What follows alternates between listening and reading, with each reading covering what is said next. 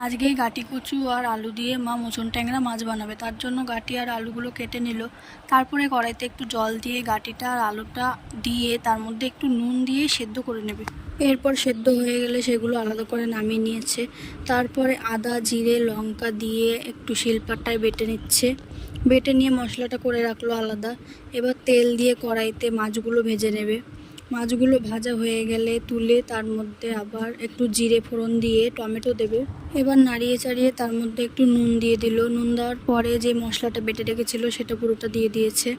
এবার দেওয়ার পর আবার একটু নাড়িয়ে চাড়িয়ে তার মধ্যে হলুদ দিল। হলুদ দিয়ে আবার একটু কষিয়ে মশলাটা তার মধ্যে দিল আলু আর গাটি সেদ্ধটা। এবার একটু গরম জল দিয়েছে। ঠান্ডা জল দিলে গাটিগুলো কিন্তু শক্ত হয়ে যাবে। এবার কিছুক্ষণ ফুটিয়ে তারপরে দিল মাছগুলো দেওয়ার পর আবার ফুটিয়ে গরম মশলা ধনেপাতা দিয়ে গার্নিশ করে দিল। আমাদের গাটি কচু দিয়ে মোচন মাছের ঝোল তৈরি।